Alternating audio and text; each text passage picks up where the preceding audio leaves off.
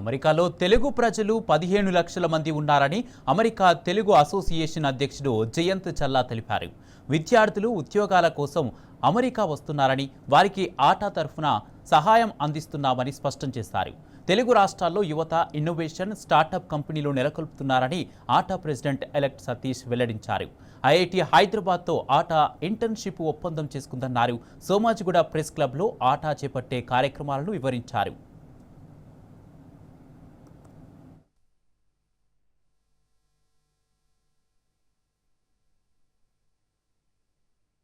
Telugu association అంటే అమెరికాలో one of the oldest Telugu organisations.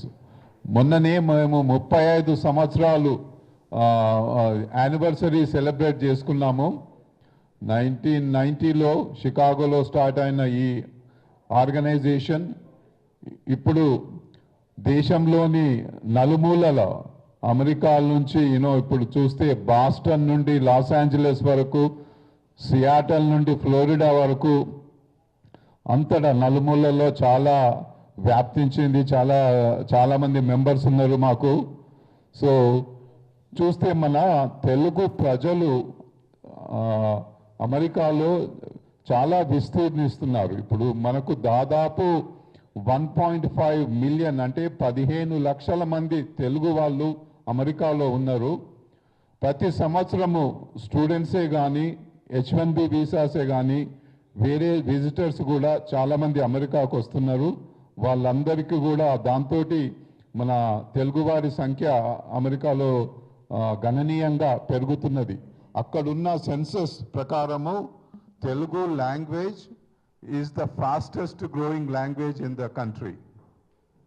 So దాంతో ఇంతమంది జనాభా వస్తున్నందుకు మనకు ఈ ఆర్గనైజేషన్స్, అమెరికా తెలుగు అసోసియేషన్ వంటి ఆర్గనైజేషన్కు బాధ్యత కూడా చాలా పెరుగుతుంది.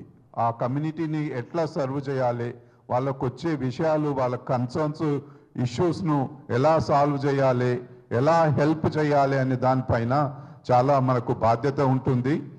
సో ఆ బాధ్యతను ఆటా చాలా ఘనంగా మంచిగా నిర్వహిస్తుందని చెప్పొచ్చు. అదే కాకుండా ఇంకా మన తెలుగువారు వ్యాపార రంగంలో చాలా అభివృద్ధి చెందుతున్నారు. ముందేందంటే ఇండియన్స్ అయినా తెలుగు వాళ్ళు అయినా కానీ ఓన్లీ ఇన్ఫర్మేషన్ టెక్నాలజీ అంటే ఐటీ రంగంలో మాత్రమే ఉన్నారని ఒక అపోహ ఉండే.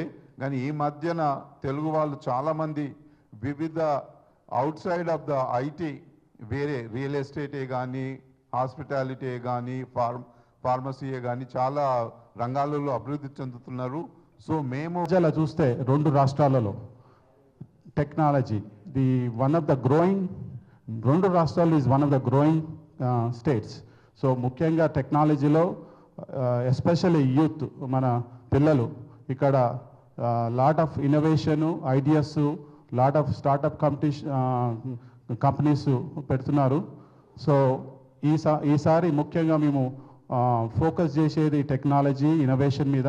సో జయంత్ గారు చెప్పినట్టు ఐఐటి హైదరాబాద్తో ఆటా MOU సైన్ చేసింది 6 నెలల కింద. ముఖ్యంగా ఇక్కడున్న పిల్లలు ఆడికొచ్చి ఇంటర్న్షిప్ చేస్తారు, కానీ అమెరికాలో మా పిల్లలు ఇక్కడికి వచ్చి ఇంటర్న్షిప్ చేసేందుకు అవకాశం లేదు. దాని గురించి మేము ఐఐటితో MOU సైన్ చేశాము.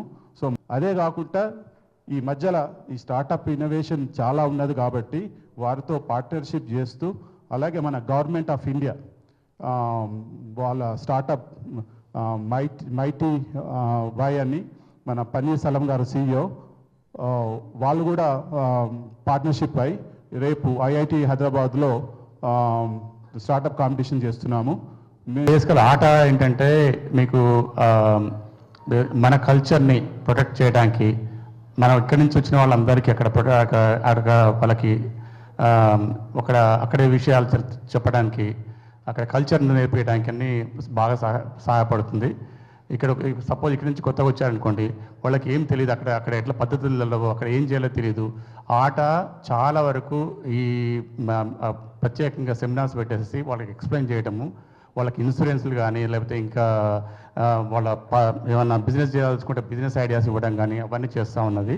సో అదేవిధంగా మేము అక్కడైతే ఏది నేర్చుకున్నామో దాన్ని ఇక్కడికి వచ్చేసి ఆట సేవా రూపంలో ఇక్కడ వాళ్ళకు కూడా మా వంతు సాయం చేద్దామనే ఉద్దేశంతో ఈ ఆట వేడుకల కార్యక్రమం రూపొందించడం జరిగిందండి.